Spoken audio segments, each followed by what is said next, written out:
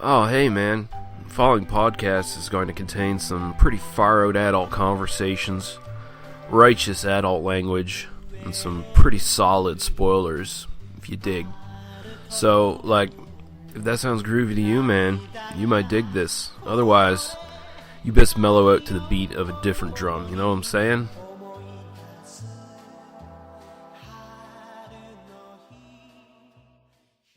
They must be destroyed on sight.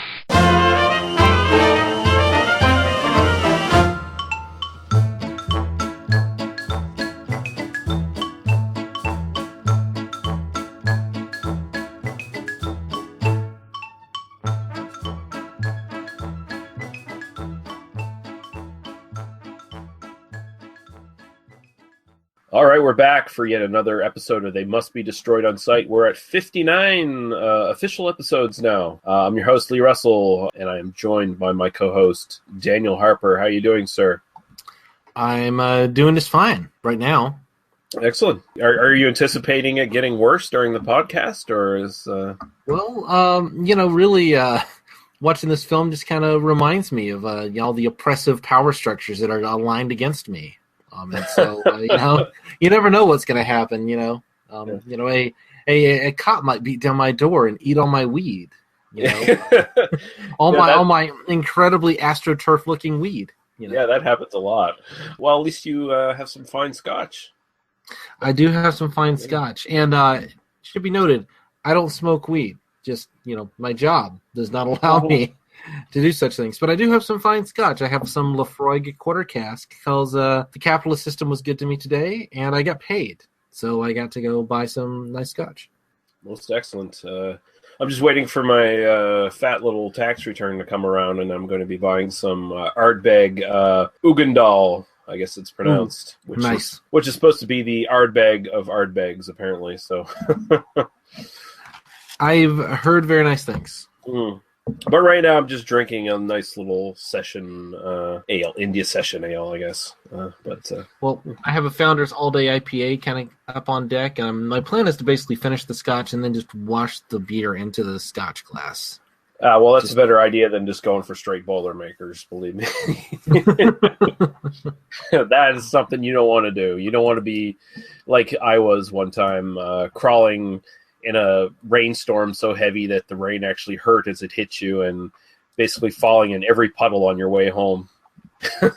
Well, thankfully I am home, so I don't have to worry about it. But I'd rather not get completely shit-faced tonight, although it might fit the theme of the film. So Yeah, in a way it does, doesn't it? We are going to be looking at Inherent Vice from 2014 here in a little bit. We do have a minor bit of housekeeping to go through. So first thing I'll mention, for anyone who's wondering, Paul will be back with us pretty soon. I was talking to him tonight, and not only will he be back, he'll actually have internet connection to his residence, so he'll no longer be so isolated from the rest of the world that you actually have to start an expedition to find out where he lives and get to his house. And he'll actually have Netflix, so now he can fast forward through basically anything we pick for. So that'll be good. We miss you, Paul, and we hope to get you back for the sci-fi little mini sci-fi break we're doing in the next couple episodes. So looking forward to that. We do have one comment I want to get to from our Facebook group. We do have a Facebook group, by the way. Have you heard of that one, Dan? The Facebook group? I've heard of it, and I occasionally even post on it, believe it or not. I will occasionally post random thoughts that I have, drunkenly sprawling notes onto pages, trying to do plot summaries, You do occasionally see those things. You should go check us out and chat with us. It is the best way to reach us, really. It is the single best way to reach us, and we try our best to respond to everything. So, Lee does. I don't give a fuck what anybody has to say. So. And he's just slugging down the scotch. It's been that kind of week. So our good friend Mike Murphy from the Badass Boobs and Body Count podcast just made a brief comment saying that, and next time you visit the noir genre, my God, people, do Hollywood chainsaw hookers. We will fulfill that request at some point. I don't know if necessarily we'll stick it into our next time we do film noir, although that film does loosely sort of fit that genre, although it's more of an 80s B horror film with two prominent scream queens from the time, Linnea Quigley and Michelle Bauer. And it's also got Leatherface himself, Gunnar Hansen, in that as well. But we will be doing it at some point, guarantee. Actually, I'm kind of thinking we might even do this like a little mini Scream Queens of the 80s kind of break or something like that. Do a few of their films, because they're easy watches for the most part, and we could probably like cover like even 3 films an episode. So yeah, maybe after we do the sex comedy series, just do 2 or 3 episodes of that. Yeah, it works for me. Yeah, so we're never going to do spaghetti westerns, are we? It's just never ever going to happen. I'm just so hesitant because I want the spaghetti western series to be really fucking great. So I have been doing prep work now for like literally since the beginning of the podcast. So it's been like what, a year and a half, 2 years now, something like that. Yeah. And I mean, we've literally been talking about doing spaghetti westerns, like The Great Silence. Before we even started doing this podcast, we're like, well, we got to do The Great Silence. Yep. It's got to be done. Once Upon a Time in the West, we have to talk about this movie at some point. I've been holding off rewatching Once Upon a Time in the West specifically because I know we're going to do it on this podcast, and yet we somehow never have. Yeah, we've done Busty Cops, but not Once Upon a Time in the West. So if we get to the point where we do Busty Cops 2 before we do this, then I think this podcast will have taken a dire change in direction. But yeah, we will eventually get to it. So thanks for the suggestion there, Mike. I know once Paul's back, he'll definitely be up for doing that movie. So it'll be a lot of fun. I don't have anything that I've watched in the last little while, so I have nothing to mention. I know you have one thing you want to mention there, Daniel, so I'll let you go right to it. Yeah, I just watched actually this afternoon. I watched a little movie from 1973. I had heard of it, and I was kind of anticipating maybe kind of watching it, thinking we might do it as a sex comedy, but it's not really a comedy, and there's not really a lot of sex in it. Well, there is and there isn't. It's actually a movie called The Herod Experiment. This is a kind of teenager movie. It's actually got none other than James Whitmore as a sort of the dean of a college called Harrod University, Harrad, and he's basically making a college that is an experiment in free love. So he there's a very limited kind of first class that he's kind of bringing into this school, and they're trying to kind of negotiate the boundaries of like societal expectation and that sort of thing. Quite a bit of kind of nudity in the film. The version I watched is the uncut version, which has all the nudie bits kind of cut back into it very haphazardly with kind of different film stock. Like you always know there's nudity about to happen when the film stock downgrades several several notches. So it hasn't been like recolor corrected or anything, but hey, I pirated a version. Sorry, Herod Experiment filmmakers, but that movie is 43 years old. So they're probably all dead by now. So it's kind of an interesting cultural artifact more than it is like an interesting film. I think it's probably the most notable thing is it has a young Don Johnson. Oh, really? And you do get to see Don Johnson's Johnson on several occasions. So if that's something you're interested in doing, I mean, this was one of his very first films. He's a charming motherfucker in it. I don't know. It's fine. It's not really. Don't seek it out unless you have some interest in, what kind of late period counterculture nudie flicks looked like. It's a very pleasant movie. It's kind of like everyone in the film just kind of acts with compassion towards each other. There's very little like real drama in it until the very end, and it's much more melodrama. It really drops the ball on really trying to explore some of these issues. So I'm not sorry I watched it, but I wouldn't recommend it really to people. I mean, unless you want to see, there's some nudity in it, male and female.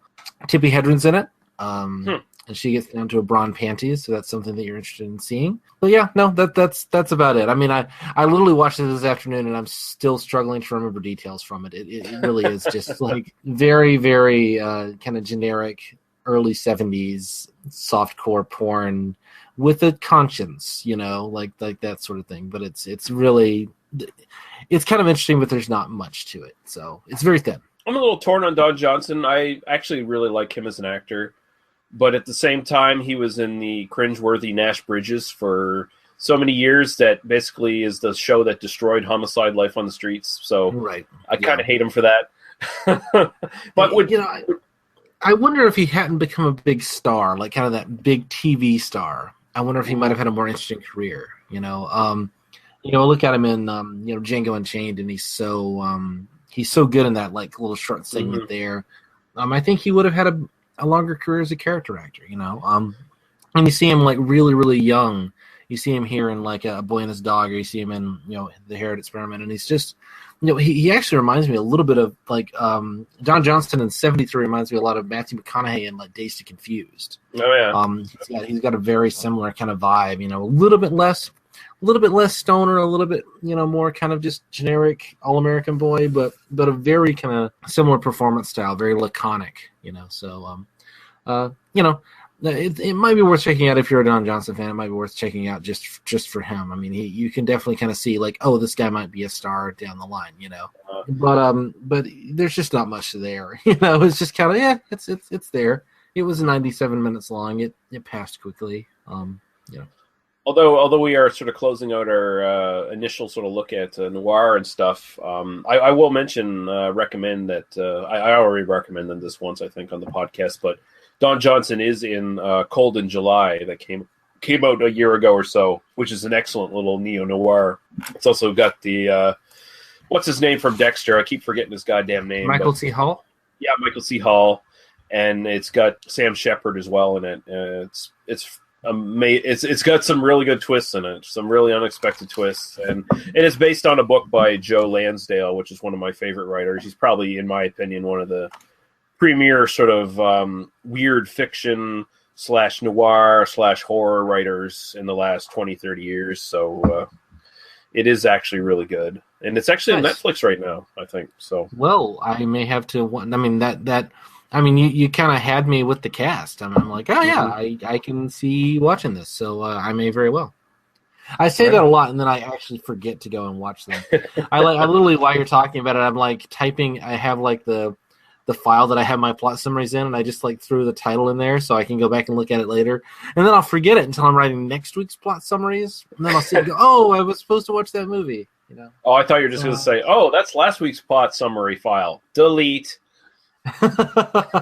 No, I actually have an extended I have a 10-page text file that just has all the plot summaries I've done so far in it. So I think there was a joke that I might turn these into a book at some point. But, yeah, I don't think anyone would actually read it. Certainly I wouldn't. I don't think anyone should read it. People read 50 Shades of Grey, so they'll read anything.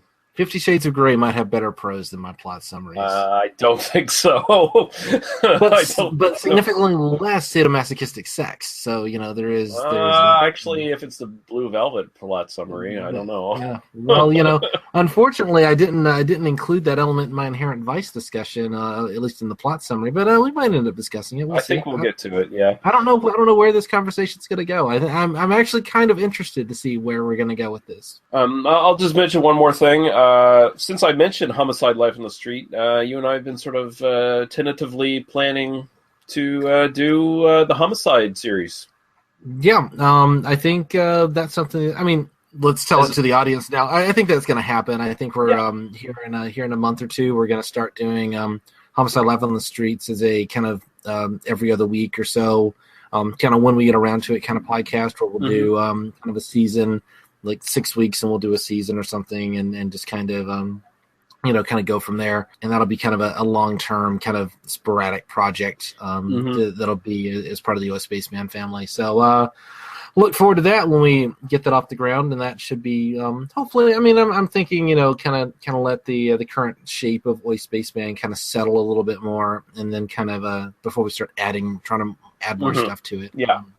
But yeah, now here in a couple months, I think we can probably get something going with that.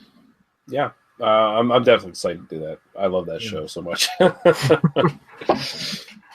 We'll have you lead on that then. That's we'll figure it out. Yeah, that was something we literally just started chatting about, and then we both thought it was a really great idea. So we've done no like pre-planning on this at all, except like, oh yeah, we should do that. That's great.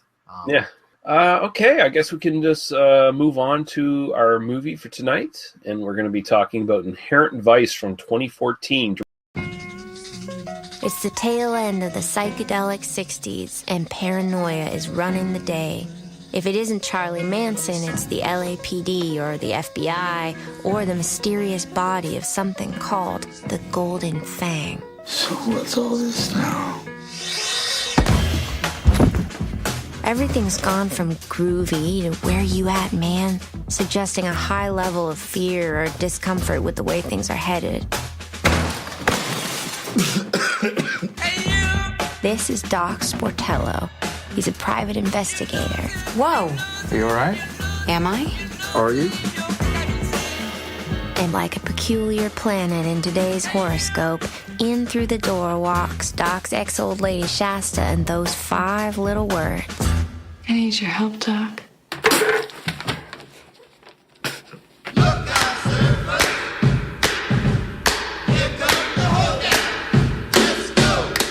It's too bad that fear should be running sunny Southern California as in days of old, like the Watts riots or the Hollywood blacklist. Look at the greedy little hippie. But every once in a while, a hero like Doc Sportello shows up to help salvage his generation and guide it back to more merciful shores. Is that a swastika on that man's face? No, it isn't. That's an ancient Hindu symbol meaning all is well. Maybe you'll just want to see the movie Inherent Vice.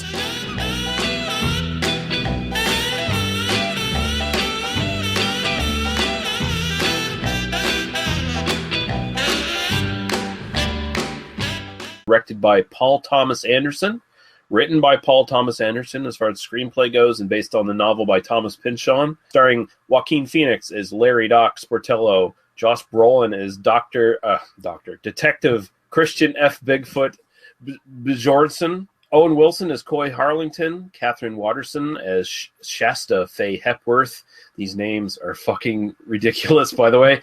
Reese Witherspoon as Deputy D.A. Penny Kimball, Benicio del Toro as Sancho Smilex Esquire, Jenna Malone as Hope Harlington, Joanna Newsom as Sortilege, if I'm pronouncing that correctly, probably not, Maya Rudolph as Petuna Leeway, Michelle Sinclair, also known as Belladonna in some circles, as Clancy Sharlock. I don't know anything about those circles and will not be discussing them later. Of course. Martin Short as Dr. Rudy Blatnoyd, Peter McRoby as Adrian Prussia, Eric Roberts as Michael Z. Wolfman. A lot of these names are like weird puns and jokes, and and I could name a lot more, but man, this cast is fucking big. Yeah, that's kind of one of the issues I ran into constructing this plot summary that I'm about to read. So it's kind of an anti-plot summary in a way. Mm-hmm. I will say that just before we get started, that Thomas Pynchon is well known for this. All of his books have oddball character names just thrown throughout. There's a minor character in his 2006 epic 1,000-page sprawling novel that takes place between the years of about 1893 and 1920 or so, who is the king of he's called the Burger King, Burgher, the Burger King, and he reappears over and over again in this novel. The mixture of kind of high and low culture is something that Pynchon is very much known for. So yes, the character names are you kind of it sets the stage for the world. It's something that you kind of have to just go with or not. And if you think it's a little bit distracting in the film, the books, I mean, it's very in your face in the novel. It's a very it's one of his techniques. But yeah, I've read almost all of his books, so I can talk a little bit about that when we get there. But right now. Should I go ahead and read this plot summary? Yes, indeed. Okay. Los Angeles, 1970. A world compromised by greed, by crushing inequality, by the powerful squares getting their kicks punching hippies. In this setting, Larry Doc Sportello Joaquin Phoenix is our Marlowe figure, a doper with a conscience, struggling for a semblance of authenticity in a world of condominiums and Adam 12 reruns. Into his life walks the glorious Shasta Fay, Catherine Waterston, an ex-old lady, maybe the ex-old lady, who's maybe not gotten herself in a bit of trouble. Shasta is shacked up with real estate big shot Mickey Wolfman, Eric Roberts, whose biggest problem, aside from being, in the words of our narrator Sortilege, Joanna Newsom, a Jew who wants to be a Nazi, is that his wife and her lover are hatching a complicated scheme to get him into the booby hatch in order to take his money. Shasta Fay isn't exactly against the idea, you understand, but still she's got enough reservations to ask Portillo to do what he can to help her out. Call that case number 1. Case number 2 comes about when Portillo is approached at his office by black militant Tariq Khalil, Michael K. Williamson, a former bodyguard of Wolfman's, who is looking for a man named Glenn Charlock, who owes him some money. Charlock and Khalil formerly met in prison, and despite Charlock's connection to the Aryan Brotherhood, it turns out that the two men, seemingly on opposite ends of ideological spectrum, had, in Khalil's words, similar views on the U.S. government. So it goes.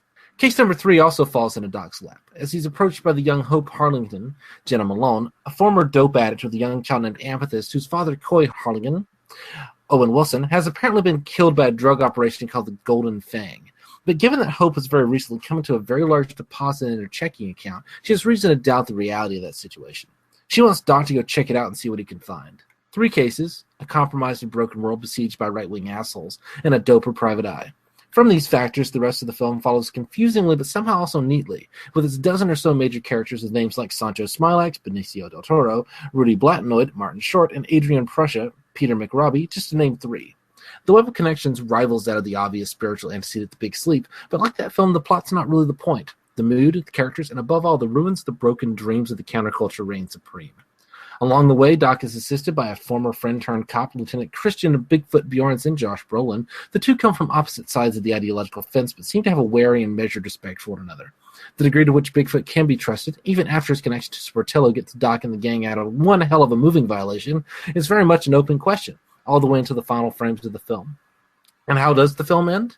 With a loan shark dead, a relationship maybe restored, a capitalist performed and then lost to brainwashing, a jazz musician returned to his family, and a pretty young Chinese whore, I use the term with respect, probably still selling Pussy Eater specials for $19.95. Our heroes get out alive, for now, but the forces that threaten them still loom, as they do for all of us, and don't you forget that none of this means that, quote-unquote, you and I are getting back together again. Nice. I like that. Very well written. Thank you. It helps to sit down and actually watch this 2 hour and 35-minute film, or 2 hour and 38-minute film, over the course of about 6 hours, writing notes and pausing every 90 seconds or so. It actually does. I mean, so not to jump ahead and kind of give my thoughts, but the film, I've seen it 3 or 4 times now, and until I actually sat down with a notebook intentionally trying to understand the plot for the plot summary, I did not care what was really going on in the plot. Yeah. It's about the kind of mood. The novel's the same way. All of Pynchon's novels, like, I have no idea what's actually going on plot-wise in Gravity's Rainbow. A lot is the big answer I have. It's a brilliant book. It's one of my favorite books, and I have no idea what's actually going on. It's all about kind of the ideas and the mood and the atmosphere and this kind of general sense of kind of political stuff. Which I'll get into a little bit here with Inherent Vice. So the film does. I'm not saying it improves the film to understand what's going on. I think it's a richer experience now that I know what's going on, but I'm not sure that it's necessary to the film. But I actually wasn't trying to step on your toes here. I actually wanted you to go first and talk about the film, because I know we had kind of talked to the back channel and you were saying that you had actually kind of cooled on this film a little bit, because I think we both really liked it upon first seeing it. So yeah, why don't you take your podcast back and you talk about stuff or something? Yeah, well, the very first time I saw this, I absolutely loved it. I was just basically swept away by sort of the acting, the visuals, the flow of it. I was drinking at the time when I was watching it.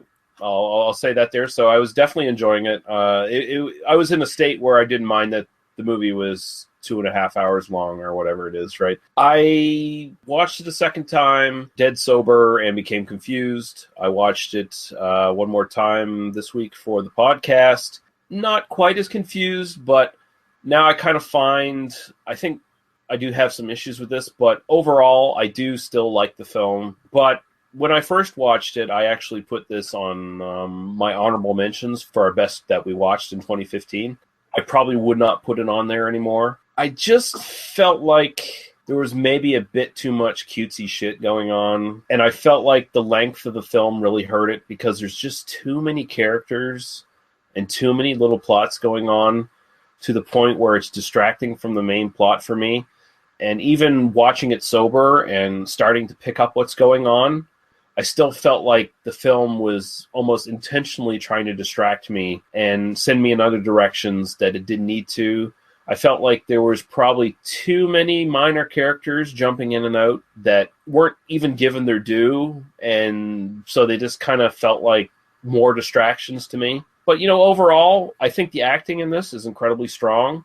I like how these characters are essentially caricatures in a lot of ways. They're very broadly done, but the actual acting from everyone in here, especially the principals, is very naturalistic, very low key in a lot of ways, which is a weird kind of balance that the film does. I mean, Joaquin Phoenix is mumbling his way through this for the most part, and I mean, I know a lot of people who talk like this. Like, people talk. This is how people really talk in real life. This isn't Tarantino dialogue. This isn't snappy pop culture dialogue that's supposed to keep you going, catch your brain and keep it flowing with the dialogue. It's interesting dialogue. You actually have to pay attention to it. You have to listen to what the people are saying. You almost need subtitles for Joaquin Phoenix, basically, because he really is like, it's such a low register here talking. Like, well, when I watched it for the plot summary, I found a subtitle file and watched it with subtitles. There was no way I was going to attempt this without subtitles. That does help the my enjoyment of the film is to actually be able to read kind of what they're saying during certain things, because Pynchon's writing in general, basically all the text that Joanna Newsom as narration, that the Sortilege character, basically all of her narration is taken directly from the book, as near as I can remember, particularly the kind of stuff at the beginning, any of the kind of wry commentary on the events, any of the kind of kind of plot moving around that the narration does, and so you do get a sense of kind of what the novel was like a little bit.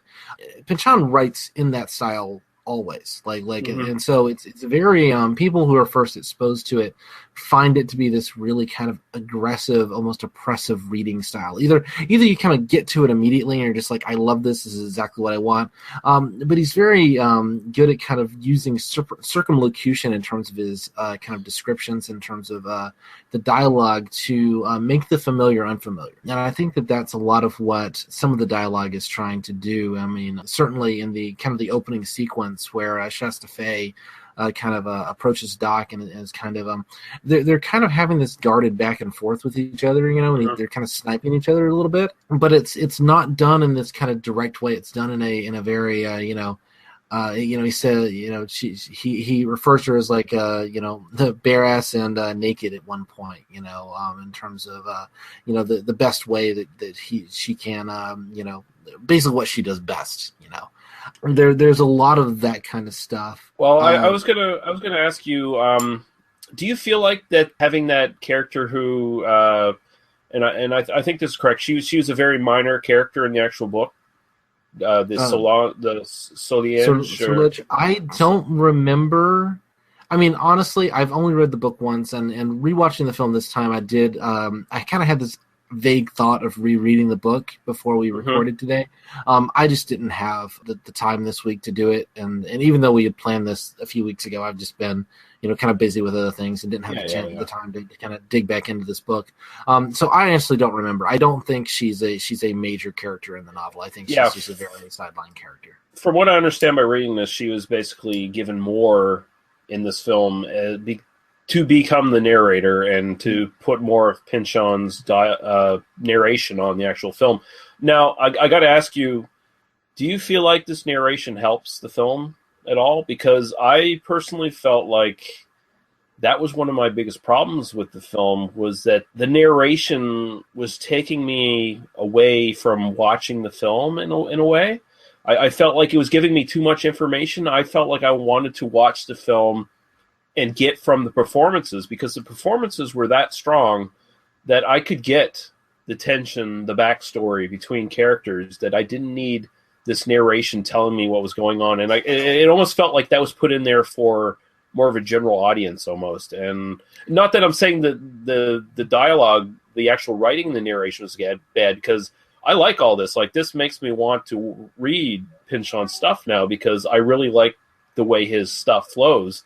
But I felt like with the film, it was kind of intrusive to me, and I don't know. I see your point on that. I mean, I'm trying to kind of think through my feelings on it. I can see where you're coming from in terms of kind of wanting it to stand alone. I mean, the way something like The Master does. In his previous film, P.T. Anderson kind of didn't use any kind of narration really of any kind, and kind of let you just kind of watch the characters kind of interact and kind of draw your own conclusions about what's going on. A lot of people also found that film to be really abstract. And that was one of the worst reviewed films of his career, probably the worst reviewed film of his career. And I wonder if there was an impulse to kind of push away from that just a little bit, and to try to kind of bring it with a little bit more of to kind of give some of that context. I think that often the narration works in counterpoint to the imagery in the film, as opposed to, it's not kind of explaining what's happening as much as it's trying to give a sort of ideological tinge. It's also just an attempt to kind of, I think, bring Pynchon's language in, and certainly when you have a writer like Pynchon, who is so reclusive, he's not been photographed in 50 years. Yeah. When you have someone who has finally decided to let someone make filmmakers have been trying to make Gravity's Rainbow since '73, since that novel was first published, and he's always refused. And the second I saw There Will Be Blood, that was when I was reading through a lot of Pynchon, and I was like, this P.T. Anderson is the person to make to turn Pynchon's world into cinema. So I think there was just maybe a thought of like, let's just bring some of that language in and actually let people kind of expose people to the language.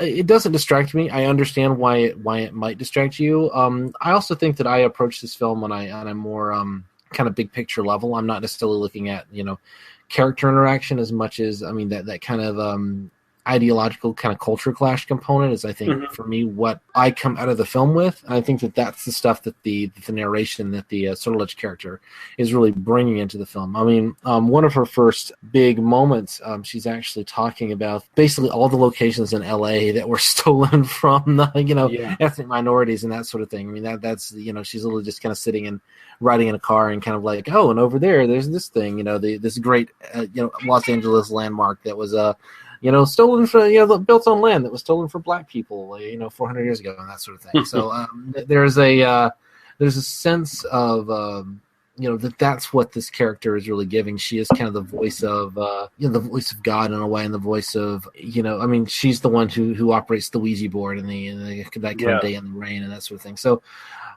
I'm not disagreeing with you necessarily. I mean, I see where you're coming from. It doesn't bother me, and I think the reason it doesn't bother me is because I'm looking for something different from the film than you are. Yeah, that works for me. To be honest, that's just sort of a minor quibble I have. I think my biggest problem with the film is still the length and the amount of stuff going on that I think could have been cut out. And I kind of get the sense that Paul Thomas Anderson is such a Pynchon fan that he wanted to get as much of Pynchon's book on screen as possible.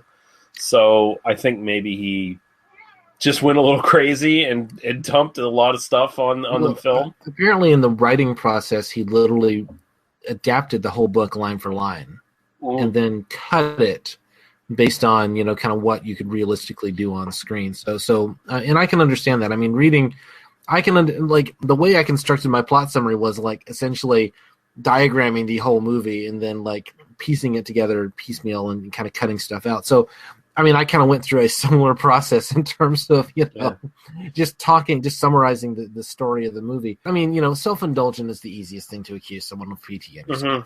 To some degree, I think you're either on board with the film or you're not. I think that there is this sort of thing, and I'm not trying to speak for you here, but one of the things I noticed in the plot on this kind of watch through is the overarching plot of the Shasta-Faye Sportello relationship kind of ends halfway through. I mean, you kind of get, Shasta-Faye comes back, and then they're kind of together but not together, but together but not together. And then essentially Sportillo says, but I still got to go, do this thing. I really feel bad about this guy who's, kind of under the control of this cult, essentially, and this kind of, right-wing paramilitary organization. I want to go help him out. Similarly to kind of in The Big Sleep, where Marlowe kind of doesn't let the case go and that sort of thing. So I think there is that element to where, the main plot kind of ends. And then, but there's still, kind of 45 minutes of movie left. And I think that because the structure of the, just kind of the overarching experience of the film is to kind of get lost in the moment. You're always kind of, you never remember more than 2 minutes behind you or thinking more than 2 minutes ahead, like during watching the film. At least for me, I'm always in that kind of state. I'm kind of always in the now with this film. That I think that when you kind of get unmoored from that kind of driving plot, it does start to feel like now where are we going again? What's happening? Why are we chained to a radiator? Why is this guy giving him pure grade heroin at this point? Who the fuck is Adrian Prussia? There is that kind of element to it where there is this whole other plot that shows up in the last third of the film. That's one of my biggest problems with it, is that sort of just jumps out at you.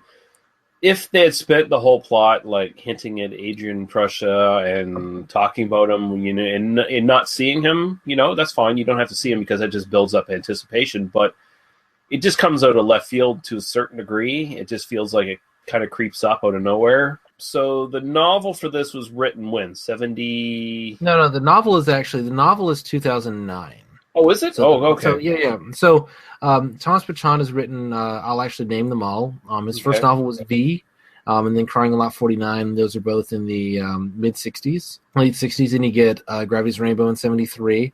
Then you get, I'm hoping I'm not going to miss one. He did do a Slow Learner, which was a series of short stories in 84, which was kind of a collection. Then Vineland in 1990. Then Mason and Dixon, which is actually set with the people drawing the Mason-Dixon line in the 18th century, and is written in a parody of 18th century prose, which tells you a lot about Thomas Pynchon as a writer in 97. Then you get Against the Day in 06, and then Inherent Vice in 09. So, and then his most recent novel, which I haven't read, is just a couple of years ago, I think 2012 or something like that. So the reason I say that is that he had a long career with kind of lots of breaks, and he hasn't written that many novels. Inherent Vice reminds me a lot of his very first kind of novella, The Crying a Lot 49. Probably where I would recommend people start with Pynchon, because it's obviously the shortest, and it's kind of contemporaneous with these sorts of ideas. Just because I was kind of a Pynchon super fan, around 2007, 2008, I can tell you there was a terrible documentary called Thomas Pynchon: A Journey into the Mind of P. And I, in doing research for this, I found out it is on YouTube. You can watch it. It is incredibly pretentious. You think I'm pretentious? This thing is like the most pretentious fucking thing I've ever seen in my life. It's kind of a mystery in terms of like, we're going to go like seek out and try to find Thomas Pynchon, but we're going to do it in the most like kind of artsy fartsy way possible. Lots of shots of kind of black and white train cars and that sort of thing, with kind of droning narration. I watched the thing out of like sheer fascination for like, how bad is this going to be? And I think I actually had to rent it from Netflix back in the day. But probably the one kind of saving grace is they actually interview some people who knew him back in the 60s and 70s, back before he was quite as reclusive. I mean, he was still reclusive, but they interviewed an old girlfriend, and they kind of went to like some of his old addresses. And the like Sportello's place, like that kind of spot on the beach that you kind of see is kind of the opening shot of the film. Yeah. That is, if not the location, that's very similar to the space where Pynchon lived back in the 60s and back during this time. I think Inherent Vice is probably the noir kind of private eye stuff is kind of welded on top of something that is, I think, really autobiographical in terms of the world that Pynchon lived in at this time.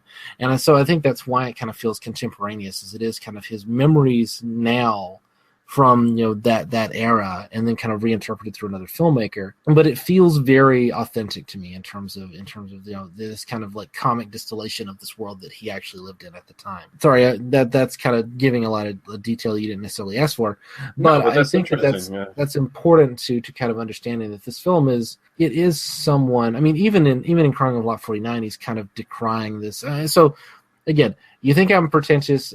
A Journey into the Mind of P is incredibly pretentious. If you think I'm a left winger, Thomas Pynchon is like this. I've become increasingly familiar with the radical left. If you think I'm a radical leftist, you have no idea. I am a very kind of moderate, milk toasty kind of guy on so many issues. The radical left is literally, Thomas Pynchon's one of his big complaints about like the political world. It dates back to the Enclosure Act of the 17th century. He's literally kind of arguing that far back that things have been that fucked up for that long. I mean, he's explicitly anti-capitalist, probably anarchist. I would it's hard to kind of tell exactly what his politics are, but I would suspect a kind of anarcho-syndicalist sort of guy.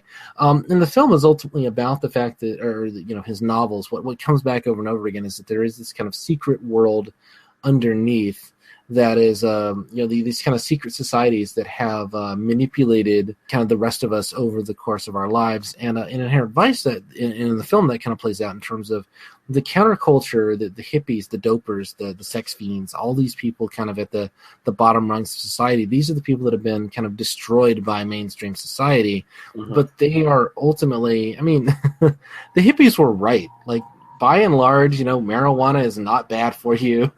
Nixon was a monster. The basic mainstream social constructions were, incredibly repressive to so many people.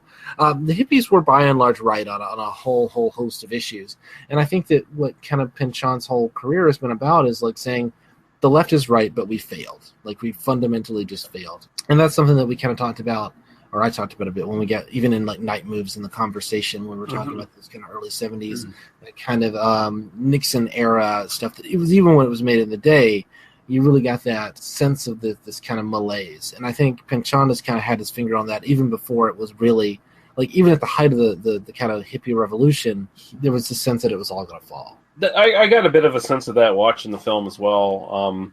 Basically, just the whole kind of mood of the film kind of reminded me of the Hunter S. Thompson Tide speech, where he saw where it rolled back, and there definitely does play on the sort of the aftermath of the failure of the sort of hippie movement and all that stuff, and the free love and peace and all that shit.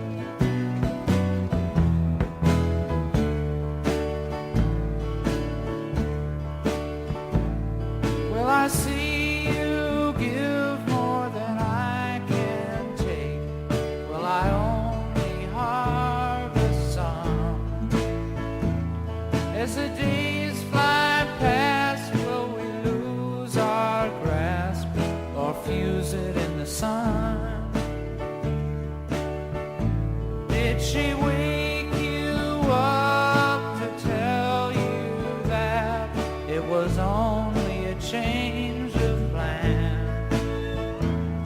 Dream up, let me fill your cup with the promise of a man. Dream up, let me fill your cup with the promise of a man.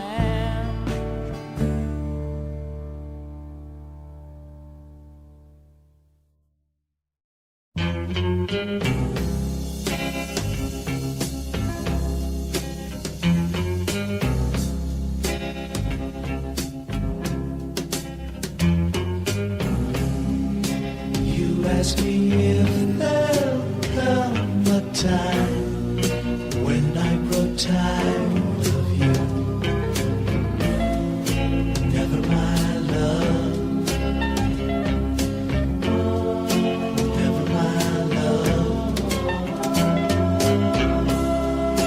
You wonder if this heart of mine will lose its desire for you. Never, my love. Never, my love. What makes you think love will end when you know that my whole life depends on you?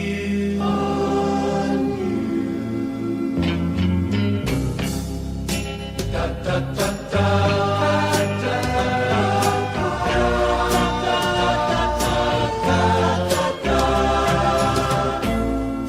Never, my love. Never, my love. You say you fear I'll change my mind. I won't require you. Never, my love. Never, my love. Never, my love. How can you think love will end when I've asked you to spend your whole life with me?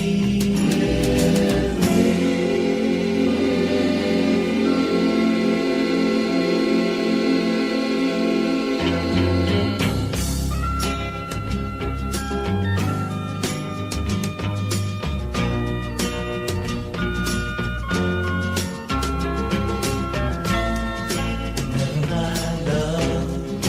Never, my love. Never, my love.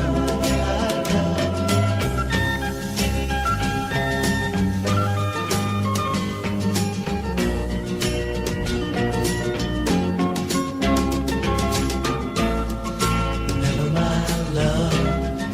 Never, my love. Never, my love.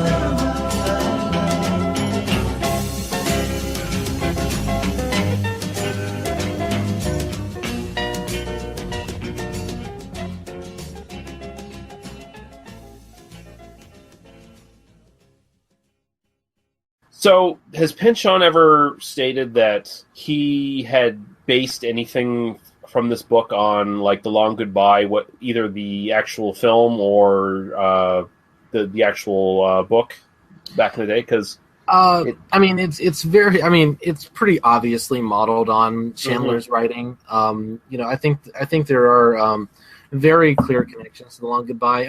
Pynchon doesn't give interviews. He just doesn't. You know. So there is kind of that. I don't, you know, I've never seen him give an interview. He has appeared on The Simpsons, but has never given an interview.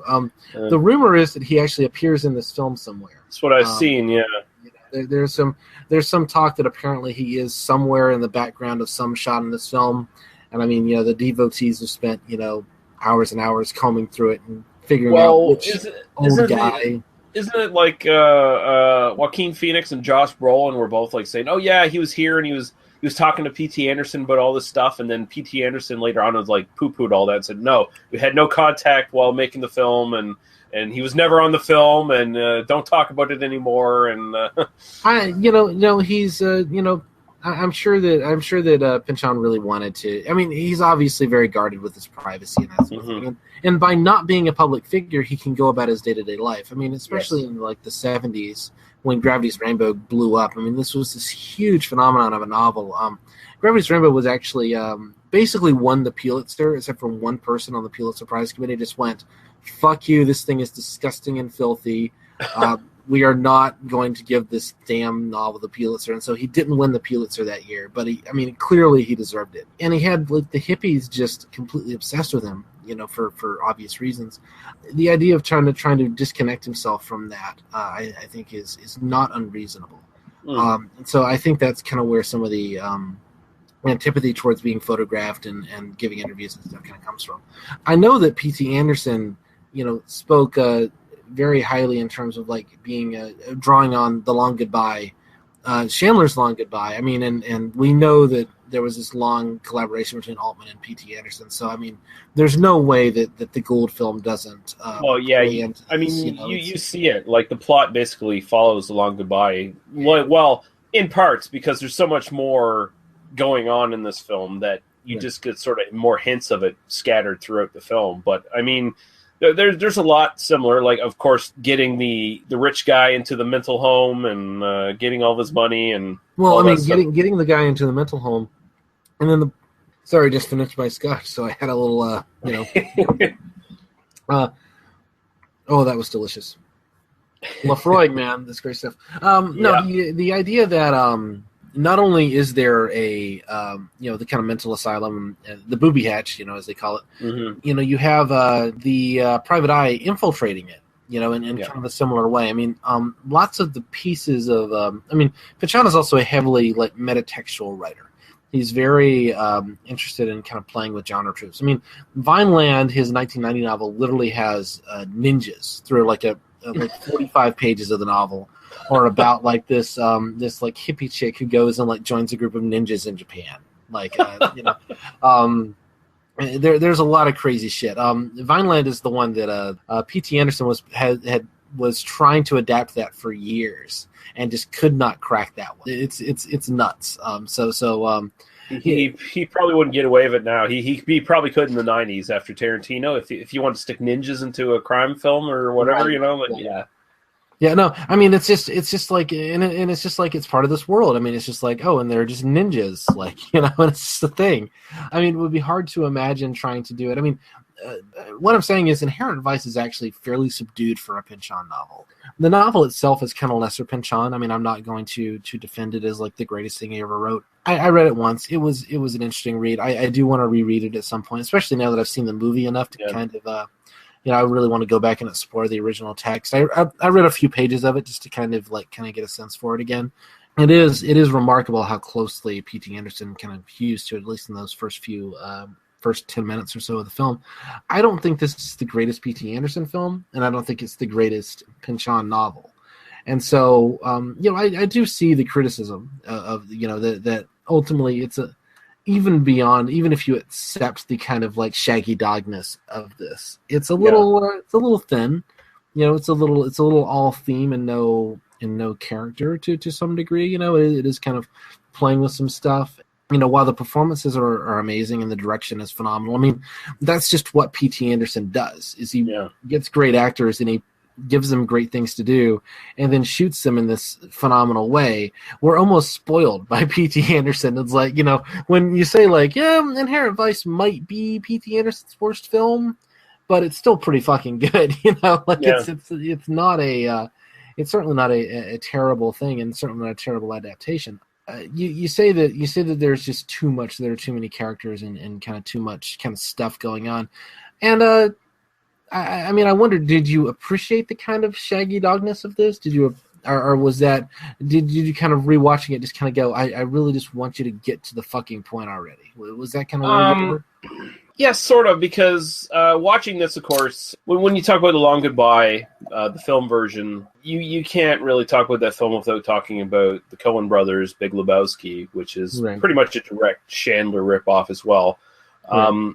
And that is a Shaggy Dog story, like to the nth degree, and that just does it so much better. And that one's a straight up comedy. Like there is comedy in this film, but it's more of a comedy drama kind of thing. He throws in kind of slapsticky stuff like the fast motion stuff. Yeah. Kind of, And I think maybe there's maybe a little slight balance problem there, by the way, between the actual serious stuff and the comedy in the film, but I'll let that go. But I just felt like I was watching this, and it's like, I've seen this film done better in The Big Lebowski, and that film got to the point. That film was not distracting. I could follow everything going on there. There was quite a few characters in The Big Lebowski as well, but for the most part, it's much more simplified. And I don't know, maybe I think Inherent Vice is unquestionably a better film than The Big Lebowski, but I'm not a huge Big Lebowski fan, so I would disagree on that. The Big Lebowski. I mean, it's almost like I agree with you to the point of like, yes, I agree. The Big Lebowski has its plot. It does its plot. It does the Shaggy Dog thing, but you're always kind of on this kind of forward momentum. The film basically begins and ends kind of where you expect it to. And it's kind of just about this character and this kind of world and that sort of thing. It has no kind of larger agenda. It doesn't have there's no bigger picture. Whereas Inherent Vice is all about the bigger picture. Yeah, and if you don't care about that bigger picture, I understand how this film feels kind of pointless. Well, I don't find the film pointless. I do understand the bigger picture, and I appreciate what's the film's going for, but I still feel like the film just has too many distractions going on. I feel like there's just too much stuff going on in the film for me to really go, this is great. This is really getting its point across. I mean, like the Martin Short character, the Rudy Blatnoid. Yeah, that whole sequence. You could cut that entire sequence. I mean, the one thing it does is, I mean, it has a plot motivation because it's kind of ultimately that's where you first kind of enter the Golden Fang, and that's kind of where you kind of see the dentist. I mean, there's a lot of stuff going on kind of thematically and kind of like connecting to the bigger picture, but ultimately all of the crazy drug fueled stuff with the Martin Short character and all of the other stuff. The other thing is it connects to the daughter Japonica Fenway, which connects to the end of the film a little bit. But I mean, you could cut that entire sequence. I don't disagree. You could cut a good 10 minutes right there. I will say this: I like that the two female Asian characters in this film are both super kinky and hot. Well, there is the Pussy Eater special. I made sure to include that in the plot summary. Yeah, I would pay. It's an important element of the film. $14.95. Yeah. Fuck yeah, I'd pay that. I said $19.95 earlier, but I had it in my notes as $14.95. I just missed it. So I apologize. My plot summry is now lost. It's lost all value. Do I have to become that's $14.95 in $1970 though. So you have to I'd still pay it probably. I do got a question though. Do I have to become a successful dentist connected to a drug syndicate to get a hot Asian secretary? Is that what I have to do to get a hot Asian secretary? Well, I'm pretty sure. No, I'm just gonna say no. Okay. Like, one of the. In fact, I would think that's almost orthogonal to the idea of like how to get, how to employ an attractive Asian secretary. If that's so. If I was a successful stoned private eye, could I get a hot Asian secretary? That might be a possibility. It is a possibility. In fact, really, if you. All you really need is like the ability to employ people. Like with a. You just have to amass capital around yourself enough to pay someone who you can hire for your choice to sit at a desk and answer your phones for you. All you need is more money, and the way you choose to capture that money, is ultimately up to you. I'm telling you right now, that woman would never have to answer a phone in her life.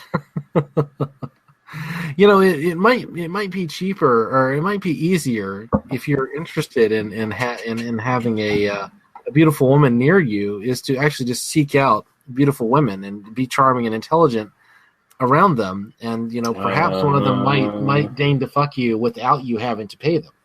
That is a possibility. Wow, in fact, you really that would be the Sportello way. I think really what you're doing is you're engaging in the Wolfman way here. Yeah, I probably am. You're becoming a member of the Golden Fang, and I think this is important. I mean, this is kind of the thing with the film is that the dopers and the sex fiends are they live their lives authentically, kind of untouched by the ravages of capital accumulation. Whereas I think that the evil people in the film are the ones thinking like, what do I have to do to get the Japanese girl to fuck me? Yeah. Well, you heard it here first. Daniel wants me to become a doper private eye. I do actually.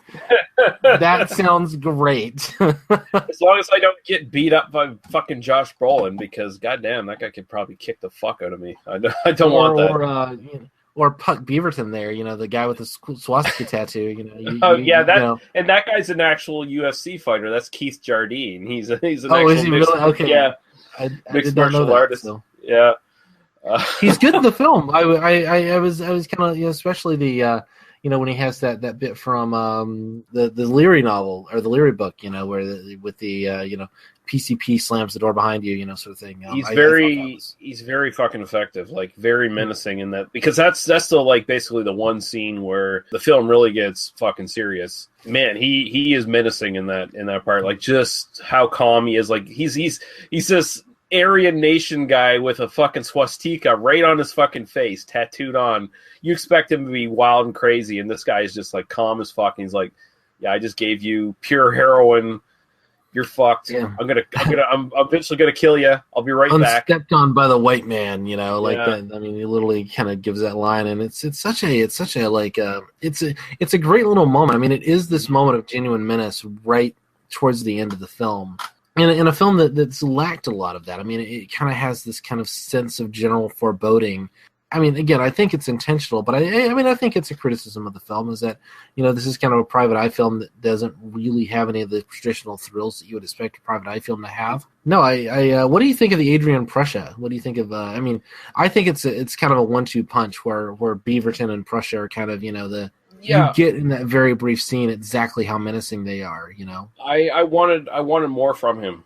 Especially from Prussia. I just wanted him to be a presence, at the very least, in the background and the characters talking about it. I wanted him to be, because it ends up, in minor spoilers, he ends up being, we find out he's the guy who killed Josh Brolin's partner, and that explains a lot about his character as well, his motivations in the film. I wanted a little bit more of that in the background. I wanted to know a little bit more of that, even if you don't give away the fact that he eventually was found out to be the guy who killed his partner. I wanted some sort of menace from him in the background throughout the entire film. I would have liked that a lot more. Yeah. Just something a little bit to focus on to keep the plot going. The few moments that those two characters actually have on screen near the end of the film, incredibly effective. Like, actually, that's probably, for the most part, as far as the narrative goes, probably my favorite section of the film is just that bit. And that's definitely when the film, we kind of are discussing this film as a crime film. We kind of put it in a kind of noir thing. And it is kind of funny because we kind of ended up starting with M, which wasn't really kind of part of the series, but we kind of have included it. And now I'm almost like, I almost kind of want to call Inherent Vice just something else, even though I kind of said we're going to end with this, and this will be kind of a nice thing to kind of end with because it is kind of drawing from some of these same threads. But I think it's the pleasures of this film are so different from the noir films we've been looking at. Actually, remind me, I want to come back to Bogart here in a second, but I think that you're right in terms of it would be more kind of compelling if we got a better sense of who the Prussia character was and kind of a more of the menace earlier in the film. I think part of the point, though, is that he's completely under the radar, for Sporcello. I also think that part of the point is that you kind of run into him, and he's the biggest kind of physical threat we meet in the film. He and Beaverton, obviously. Yeah. They're Puck Beaverton is a great name. I just want to say Puck Beaverton. Obviously, that's kind of the big, kind of scary, threatening scene. But ultimately, this guy's a loan shark. This guy, he's a hired killer, but he's not he's scum. He's a lowlife. The real threat in the film is the big rich asshole Fenway guy. who has the meeting where he's kind of negotiating for Coy Hartigan's life and for the 20 kilos of heroin.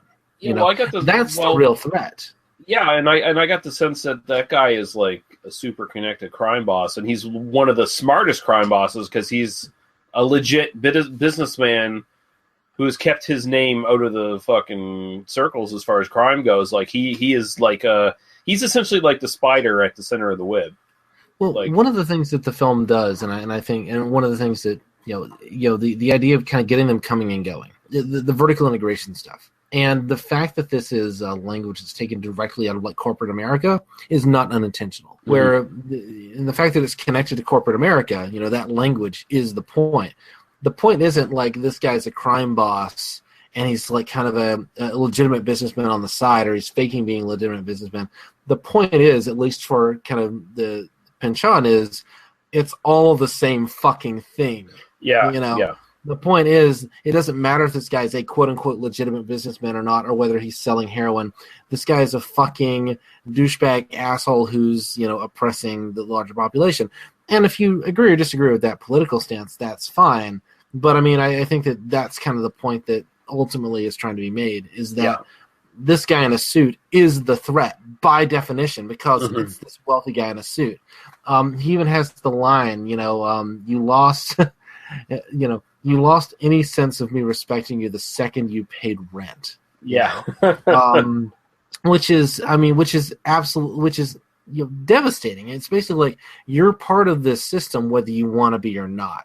Yeah. And the second that you became a part of the system, you're compromised and your ideology is worthless and your life is worthless. And that's what you are to me. He crushed Portello like a bug in that scene. He doesn't have to be like a threatening guy with a baseball bat. And the fact that like this kind of thing has been kind of hidden from us through the film, that we don't get that it's just sort of a kind of bumbling detective story through a lot of it, I think is the kind of message of the film, and whether you like that or not narratively, I think dramatically, I agree dramatically it loses a bit. It could be better handled. But I think thematically, I think it really, really works.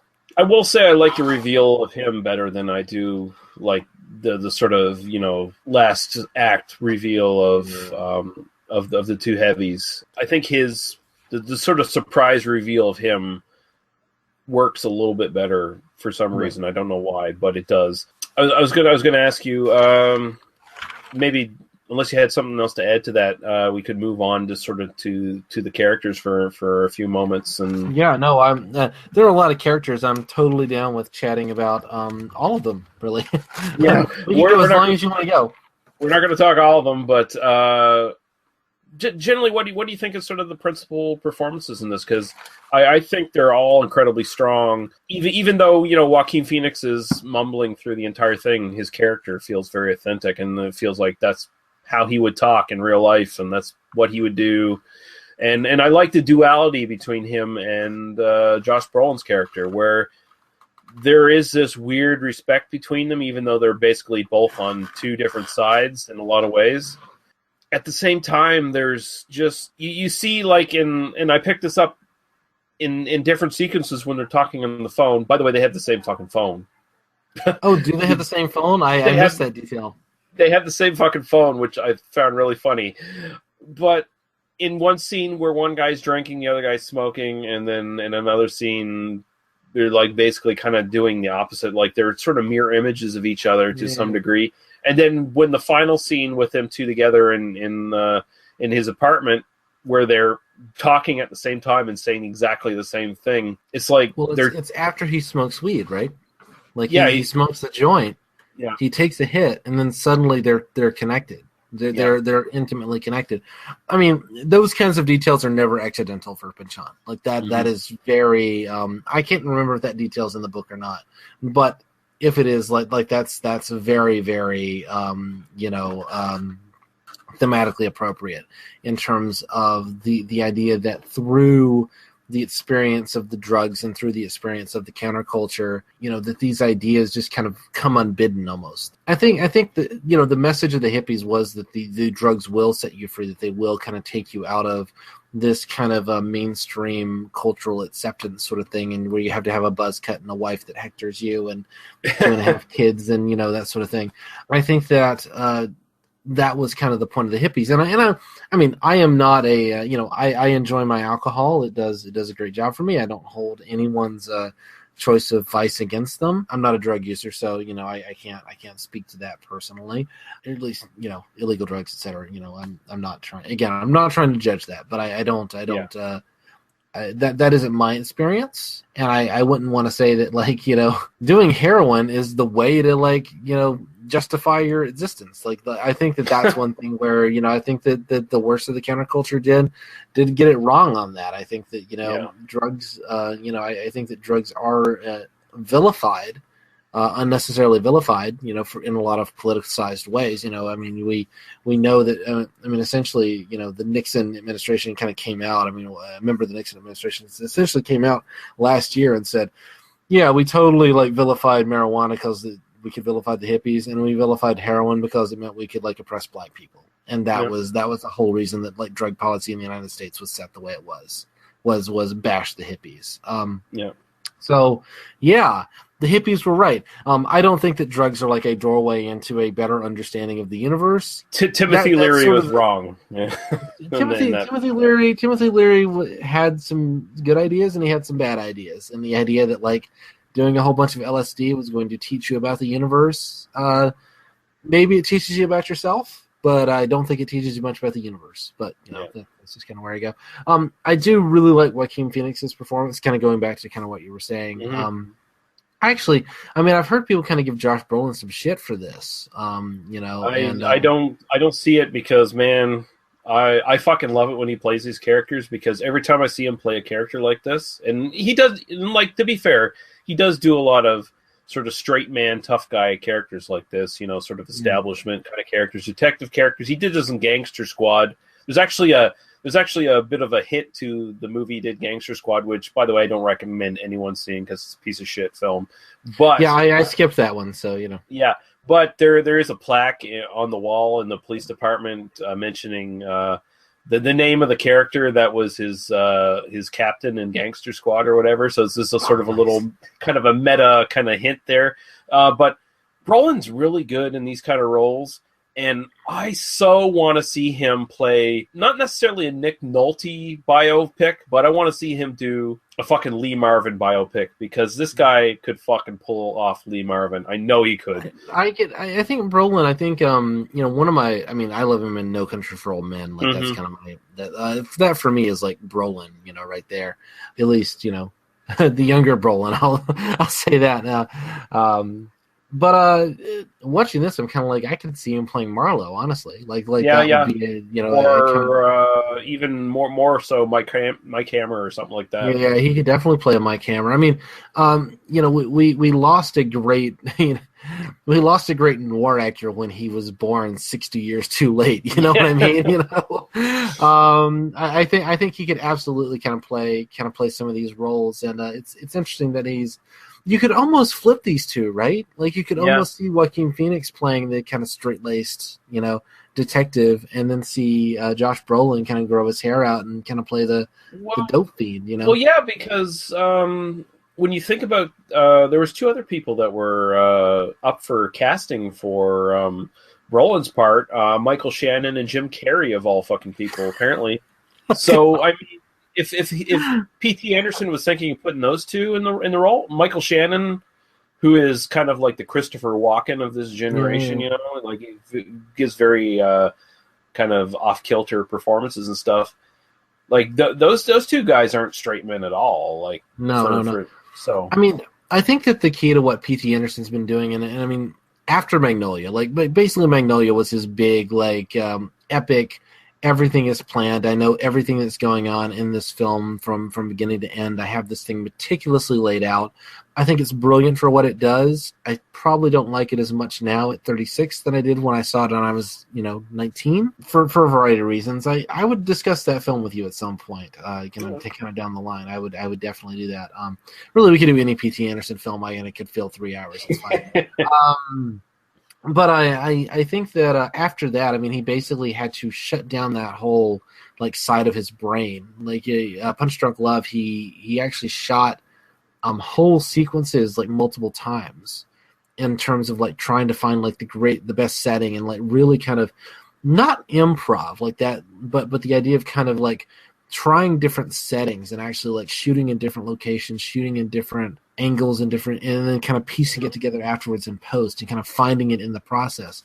He did the same thing in There Will Be Blood, which I still might argue is his best film. I still think There Will Be Blood is and people focus on Daniel Day-Lewis in that, and Daniel Day-Lewis is brilliant in that. But for me, it's all about the writing and the direction. You know, that's the key to There Will Be Blood. And that was another one where there are sequences in the trailer that aren't in the film, or that are in the film, but have a habit of doing been shot in completely different places and completely different, like tones. Yeah, and that sort of thing. The whole narration of the trailer is not found in the film at all. Right, exactly.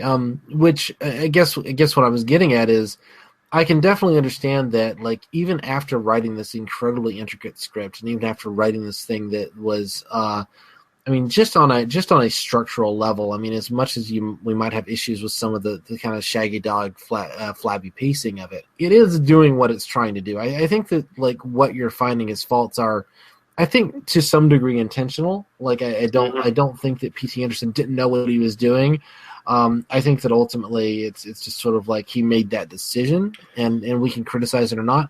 But I think that, like, even after he had written it, and even with the kind of process of directing it, the casting was so up in the air, because ultimately the whole thing is like, I'm going to find a great actor, I'm going to put them in the role, and then we'll find it in the moment. And from listening to people talk about what the process of making films with P.T. Anderson is like these days, I mean, basically, Anderson was barely directing in terms of, like, actually, like, giving the actors, like, direction. It was really very much like, go crazy, do what you got to do, we'll find it, it's going to be great. And I think that goes in the in the quality of the performances, because I think that they found a way of kind of finding a consistent tone, but it's also through, like, the script kind of being written in this way, and people getting the script. And I don't think there's a weak performance in the film, honestly. No, I mean, Reese Witherspoon in this, who is one of the few blondes I really find, like, super fucking hot, like, incredibly fucking hot,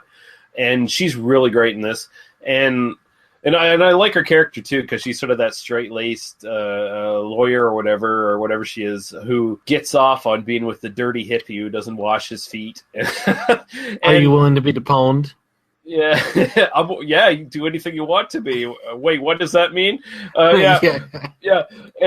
But I like the fact, like, I read that apparently P.T. Anderson had to basically edit these two. Like, apparently only had Reese Witherspoon for a brief little period of time for shooting anyway, but apparently he had to edit these two because they have such a good apparent communication between each other from their time on Walk the Line, apparently, that he apparently had to cut these two off from just acting and doing and saying shit and going outside of their lines and script and everything. So I find that kind of interesting.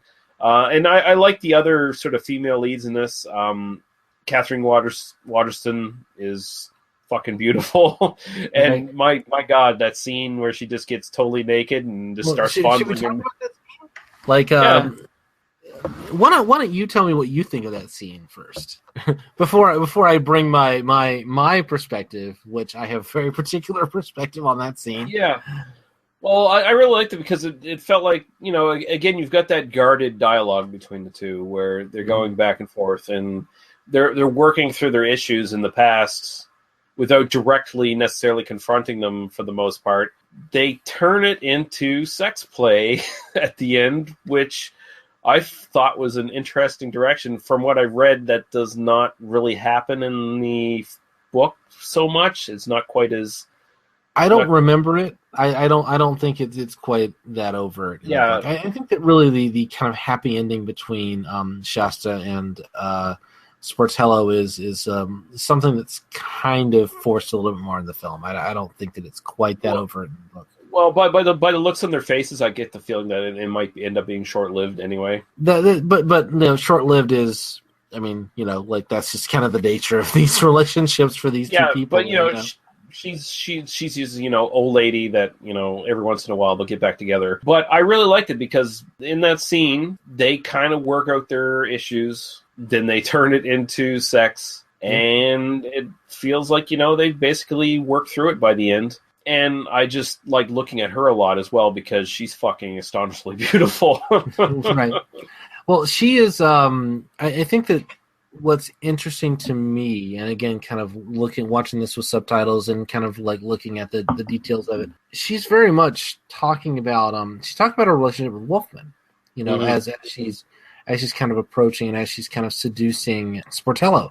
There's this sense of, she literally says, drugged out nymphomaniac submissives. It's at a certain point, and that she was one of many that Wolfman, through his power, through his money, but also like kind of a force of personality. She describes, his hand on my arm, that I felt invisible. And that kind of speaks to a certain kind of subspace that some people will kind of fall into, and that is, I felt like I didn't have to be myself; I could just kind of exist in this world, and that she was kind of pawned off to his friends and displayed for his friends, and that it was something she did for him, and that's very much there's some problematic stuff where Pynchon absolutely uses the kind of language of BDSM stuff as a kind of metaphor for dominance and submission within a kind of hierarchical kind of capitalist or state superstructure. There's a scene in Gravity's Rainbow where a guard in a concentration camp is actually has one of the inmates in the camp, one of the female inmates in the camp, is he has essentially like induced her to dominate him and like ends up shitting in his mouth. Like that's that's literally an extended sequence in Gravity's Rainbow. Doesn't everybody want to go read Gravity's Rainbow now? Gravity's Rainbow is filthy as fuck. So by which the reason I bring it up in that context is because throughout Pynchon's fiction there is this kind of he uses the imagery in that way, and I think in a slightly negative way. I think that the performance in this scene, I think Waterston really sells the relationships, not just the relationship with Sportello, but the relationship with Mickey. She really kind of sells that memory. And then when she's leaning over Sportello, I don't think Sportello's really into this stuff. I think that he is kind of like she provokes him to get kind of her fix a little bit. Yeah. But he is not kind of reacting in a way that I think is healthy. I think that the way that he hits, the way that he spanks is it is a violent thing, but she provokes him. She provokes him intentionally because she needs some of that, in her life. And I think that's kind of one of those, like, maybe this relationship isn't going to last that long. That's the thing. They're probably not going to discuss it in any great detail afterwards. Right. So they'll probably separate apart after a while. Yeah. But she definitely kind of gets what she was looking for in that moment. She definitely kind of wants that. And I think that, it is, I love her in that moment. I mean, she absolutely takes agency in that moment. And I think that is important. I think particularly for, whenever you have a film where an actress gets completely nude, is expected to kind of do a scene and expected to kind of be that vulnerable and that intimate, and where, we're literally kind of looking at her, kind of sumptuous face and her ass, in that sequence. There has to be a respect in the writing, and there has to be a respect in the moment for her to kind of get that raw. And I think it is one of the best scenes in the film, even without the kind of like, this is just really hot element to it. I think it's absolutely one of the best character moments in the film, and I think something that people haven't. I haven't seen a lot of people really talking about that scene in so much detail. So I'm glad we chatted about it. All right, so I think we'll sort of wrap up on talking about characters because there's just way too many characters. But there is some interest in Michelle Sinclair, better known as Belladonna in the porn world, and I know you have some things you want to say about that, so I'll just turn it over to you. Absolutely. So I was intending to write a kind of plot summary style summary of this young woman's career, and then just kind of didn't get the time to kind of detail that. So I apologize if my my notes are not quite as complete here. So there's a character in the film. Clancy Sharlock. Clancy Sharlock. She is Glenn Sharlock's the deceased Glenn Sharlock's wife. Mm-hmm. She is the character who is kind of doing the laughing gas towards the middle of the film.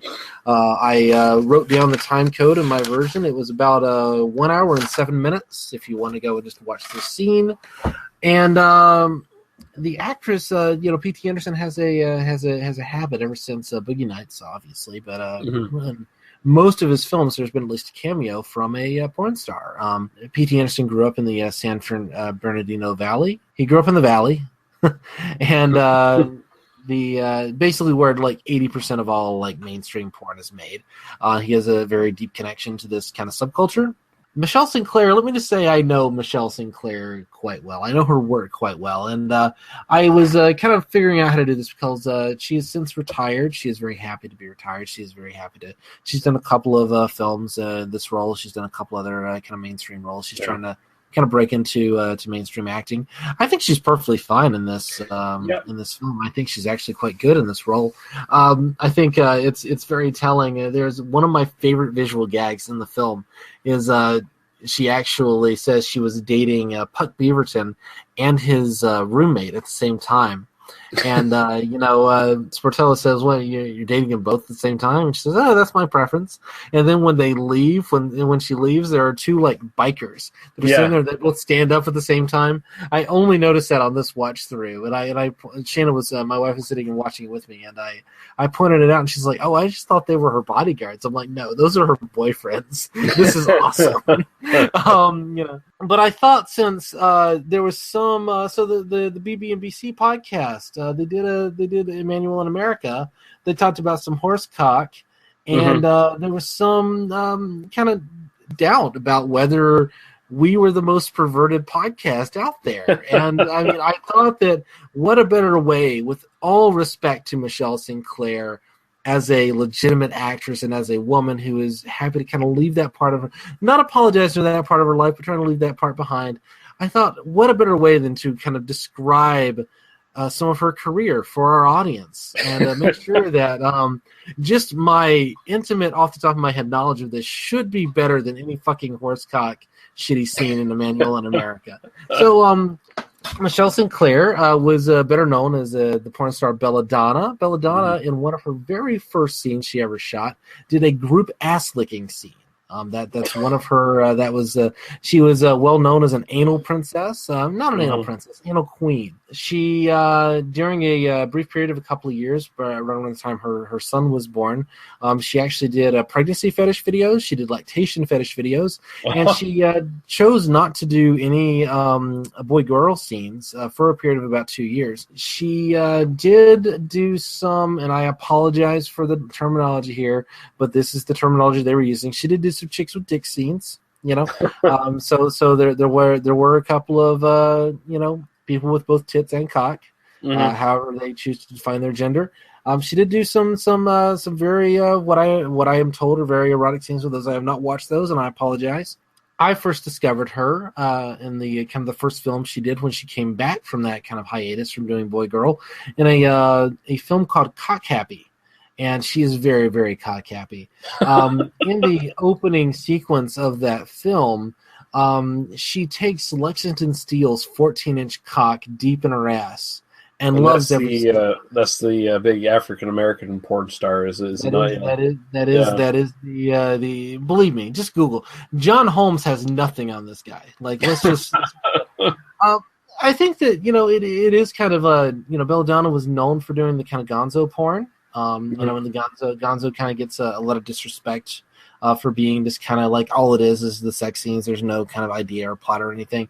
I think that's a little bit unfair because it really is at that point. It is about the performances, and I think that what's key about Belladonna's career as a porn actress is not that like she did all these kind of crazy kinky things, and she was one of the people who was bringing a certain amount of kink content to the mainstream world. Doing like really rough sex. In terms of like choking scenes, in terms of like forced ass licking, in terms of kind of forced pussy licking, that sort of thing, in mainstream porn at a time when that was just unheard of. Doing really, really aggressive stuff, but also doing it with a sense that she really fucking enjoyed it. Like, I mean, this wasn't a sense of like, look at all this crazy shit I'm doing and like it's fun because it's crazy. This was a sense of like she genuinely kind of gave a sense that this was like genuinely pleasurable. It has such a huge personality in terms of the way that she does these things. I like to say, she makes Sasha Grey look like a shrinking violet. I have again enormous respect for Belladonna's career. She also had her own like line of DVDs and her own kind of production company within Evil Angel, the company she worked for many years. Mm-hmm. And then kind of after she left that company, she started her own website, belladonna.com. And one of the routine and one of the kind of regular features on that was after they would hire an actress to kind of come on and do a scene, they would do a little kind of photo sets called Girls Caught, quote unquote. And basically, they just filmed the girls pissing in the toilet, just in the bathroom. And it was just kind of like a little like bonus, for the fans, and then you get to watch her piss. This is the kind of attitude that Belladonna brought to her work, and I highly respect it. Not all of these things are fetishes of mine. Some of them I quite enjoy, some of them I don't. The audience can be left to wonder which are which, and ask me privately, and after a few drinks, and we may talk about it a little bit more. But I do find that Belladonna brought such a healthy attitude towards her own sexual desires, and brought such an aggressive and fun, and enjoyed her career so much that she's one of my all-time favorite porn stars. She appeared in the remake of The Devil and Miss Jones. Which you can find if you kind of seek it out. She probably the film that she says was her favorite is one called The Fashionistas from 2004, which is one of those kind of like big budget, like kind of mainstream kink films. So you can definitely check that out if you want to check it out. And but my favorite, in my heart, Cock Happy is still like the one, because that was the first one I ever found. So, or you can kind of Google her.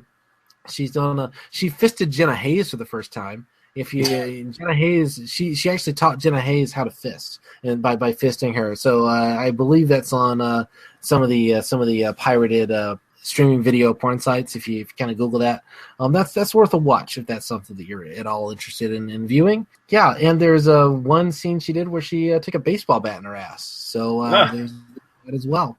And again, really seemed to fucking enjoy it.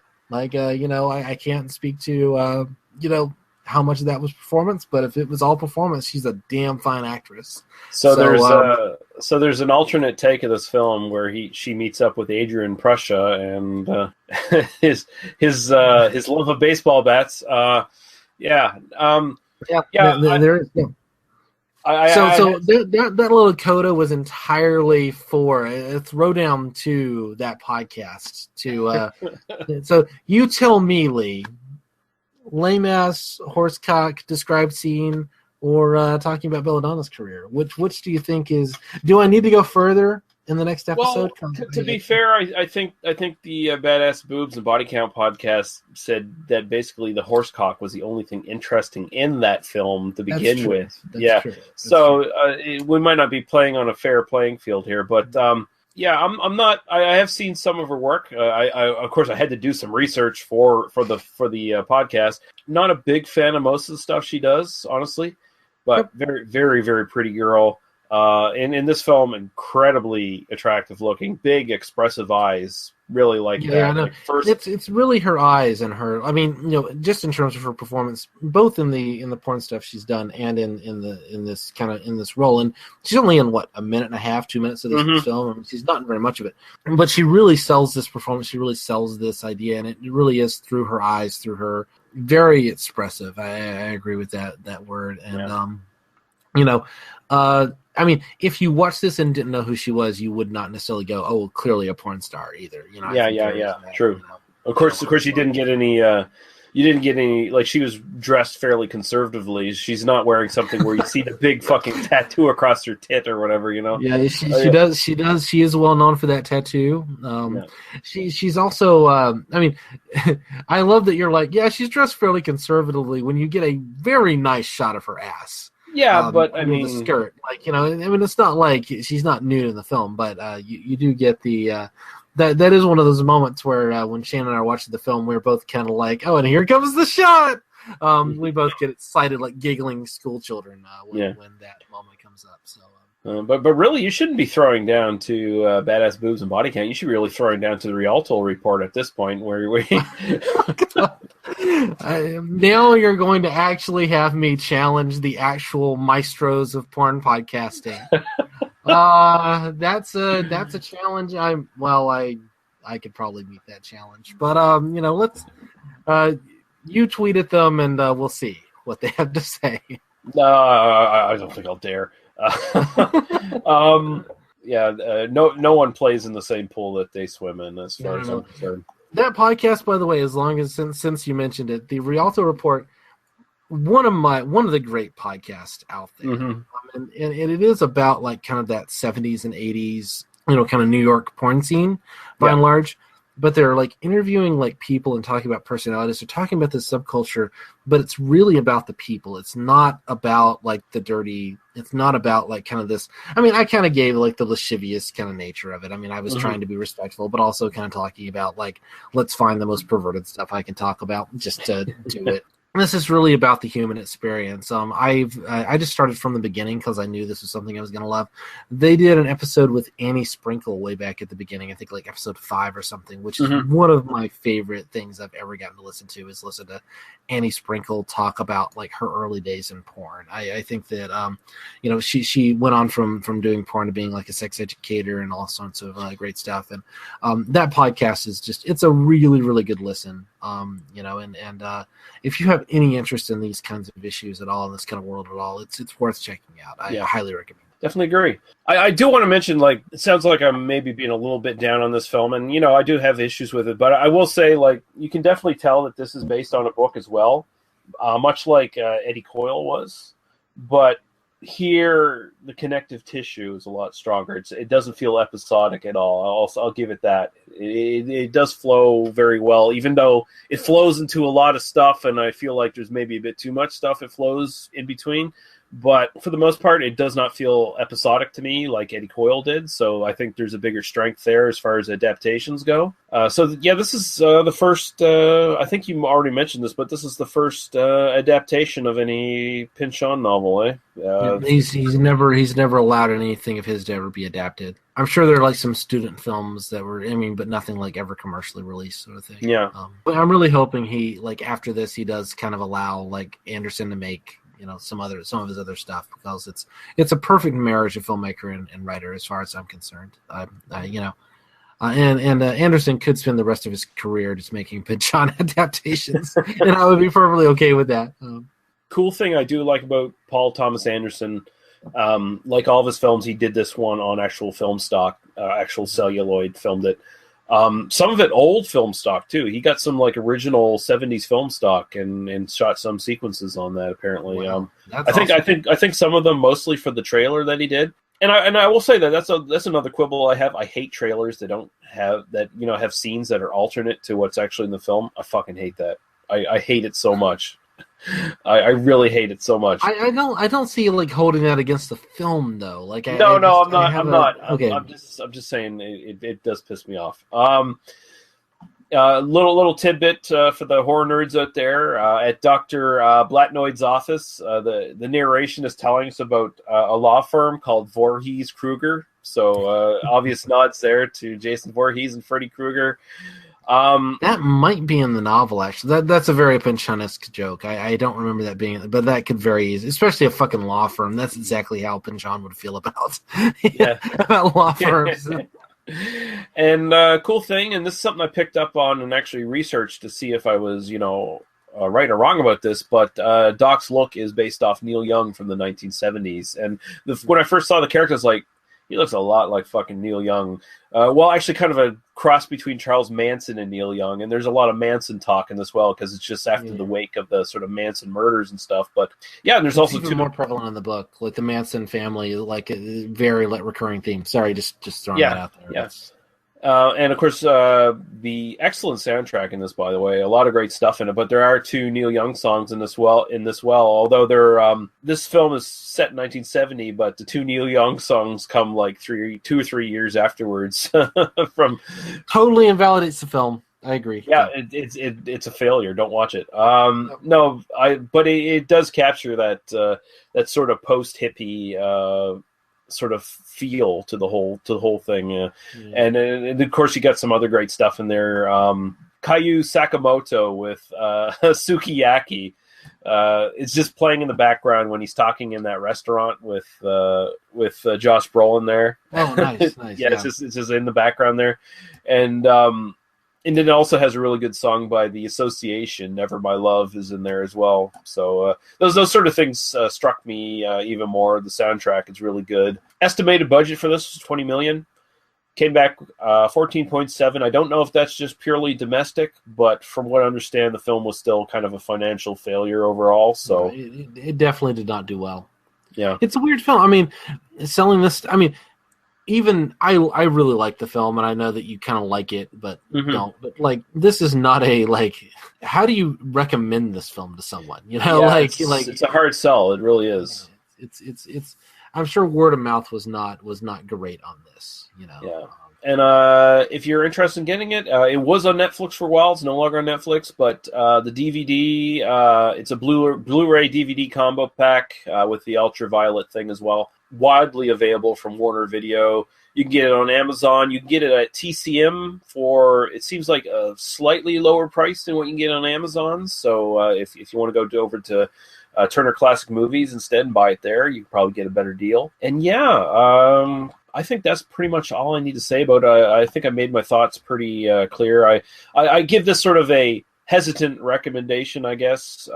It depends on what you're really looking for in a film. If you're looking to just basically just lose yourself in the film and get swept up by the actual mood and tone of the film and not worry too much about the character stuff, I personally could not get past being distracted by a lot of stuff, so it kind of hurt it a little bit for me. But overall, I still like the film. So there you go.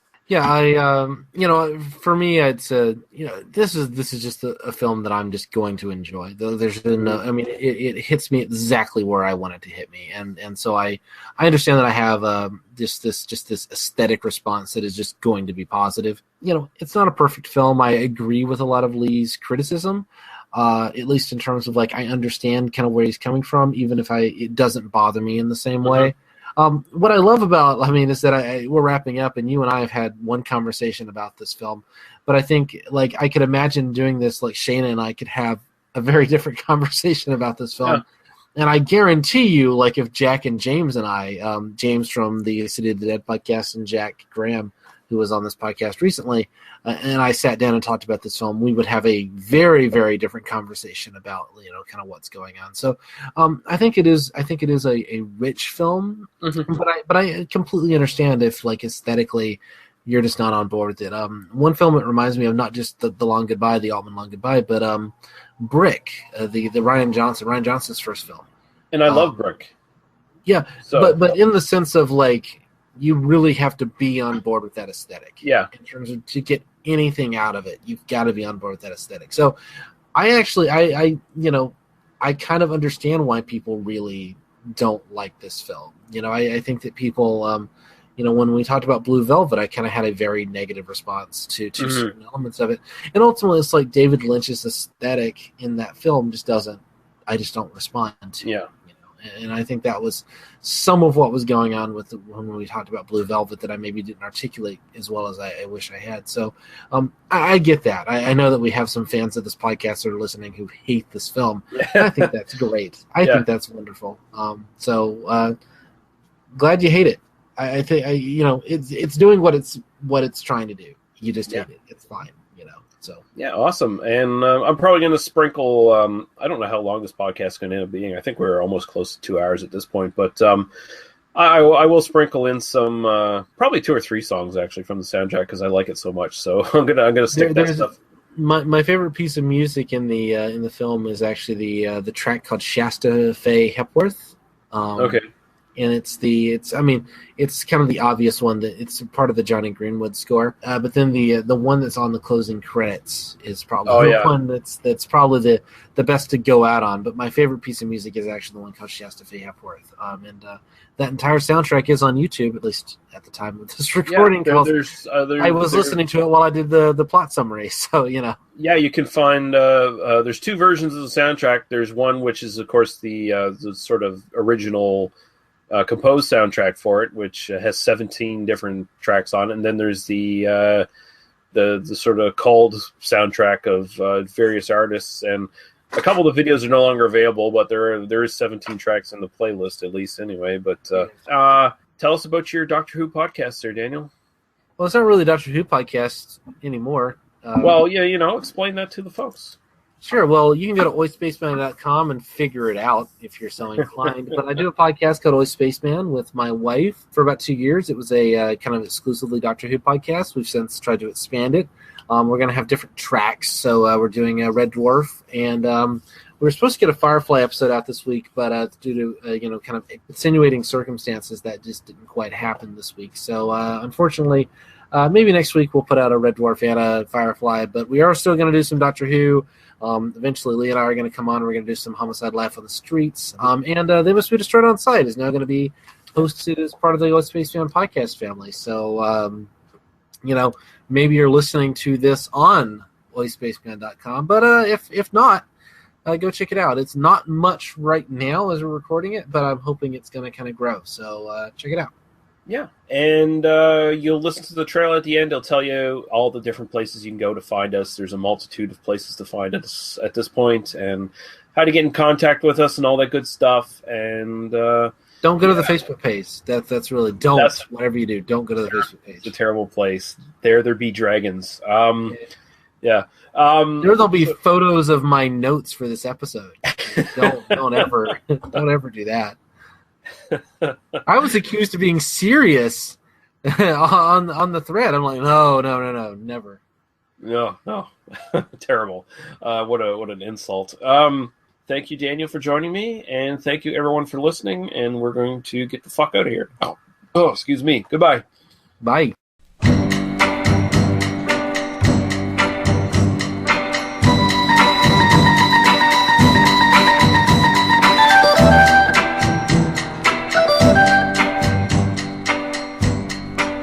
Any day now, I will hear you say goodbye, my love, and you'll be on your way. Then my wild, beautiful bird, you will have flown. Oh, any day now,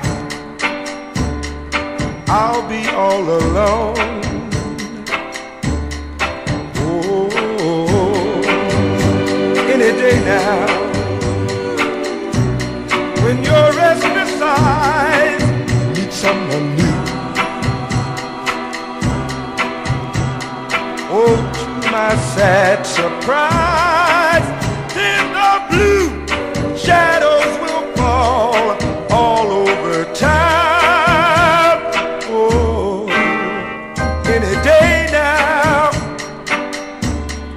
Love will let me down.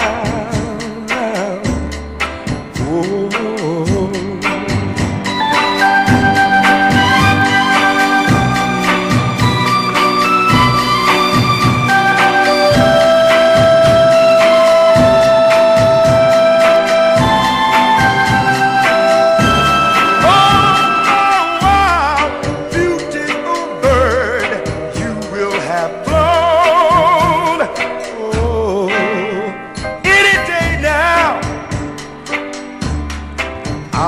All alone.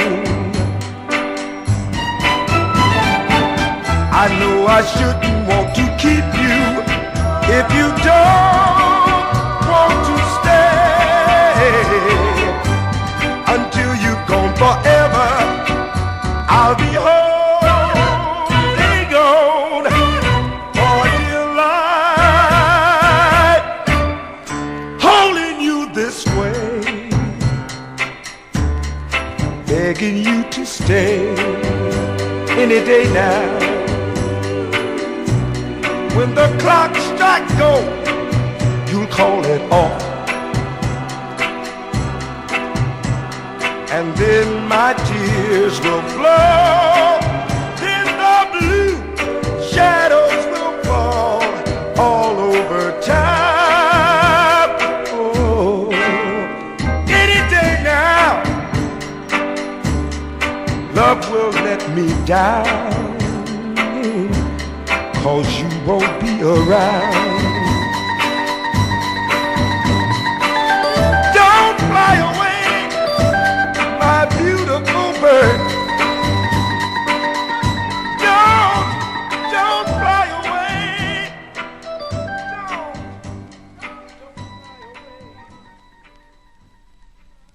Thank you for listening to They Must Be Destroyed on Sight. For past episodes, links to the host's other stuff, and links to podcasts and websites of similar interest, please visit us at tmbdos.podbean.com. There you can also find links to us at iTunes and YouTube, as well as our Facebook group link, which is the best way to get in touch with us. We welcome all comments, questions, movie review suggestions, and criticisms, and we do our best to respond to everyone. You can also find us at Daniel's recently launched oispaceman.com, where you can find his sci-fi themed podcasts about Doctor Who and Red Dwarf. Thank you. Drive through.